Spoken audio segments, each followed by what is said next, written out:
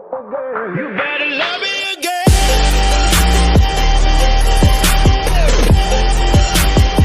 You better love me again.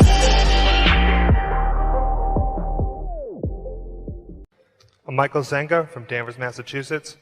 That's a town whose band Mr. Buffett so generously sent to the Rose Bowl parade last year, so you're a very popular guy in my town. Good morning, Mr. Buffett and Mr. Munger. Mr. Buffett, I wanted to ask you this question last week when I ran into you after Gillette's annual meeting, but I choked. So now there's no pressure, here goes. In the years, from my reading, in the years from 1956 through 69, you achieved the best results of your career quantitatively, 29% annually against only 7% for the Dow. Your approach then was different than now. You looked for lots of undervalued stocks with less attention to competitive advantage or favorable economics and sold them rather quickly.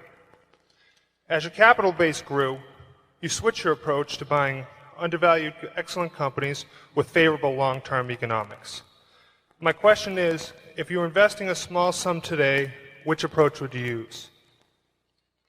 Well, I would use the approach that I think I'm using now of trying to search out businesses where I think they're selling at the lowest price relative to the discounted cash they would produce in the future. But if I were working with a small amount of money, the universe would be huge compared to the universe of possible ideas I work with now.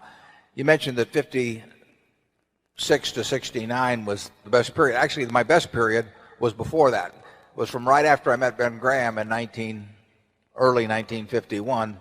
But from the end of 1950 through the next 10 years, actually returns averaged about 50% a year, and I think they were 37 points better than the Dow per year, something like that. But that I was working with a tiny amount of money, and so I would pour through volumes of businesses, and I would find one or two that I could put $10,000 into or $15,000 into that were just ridiculous. They were ridiculously cheap, and obviously as the money increased, the universe of possible ideas started shrinking dramatically.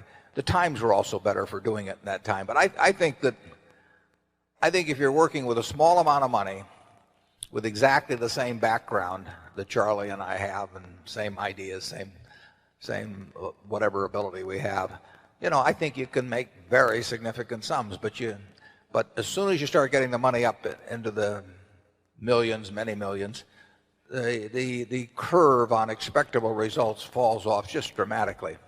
But that's the nature of it. You've got to, when you get up to things you can put millions of dollars into, you've got a lot of competition looking at that, and they're not looking as I did when I started. When I started, I went through the pages of the manuals page by page. I mean, I probably went through 20,000 pages in the Moody's Industrial, Transportation, Banks, and Finance manuals. And I did it twice. And I actually, looked at every business. I didn't look very hard at some. Well, that's not a practical way to invest tens or hundreds of millions of dollars. So I would say if you're working with a small sum of money and you're really interested in the business and willing to do the work, you will find something. If you were, there's no question about it in my mind. You will find some things that promise very large returns compared to what we will be able to deliver with large sums of money. Charlie? Well, yeah, I think that's right. A brilliant man who can't get any money from other people and is working with a very small sum probably should work in very obscure stocks, searching out unusual, mispriced opportunities. But that's such a small world. It may be a way for one person to come up, but it's a long slog. Yeah, most smart people, unfortunately, in Wall Street figure that they can make a lot more money, a lot easier, just by one way or another,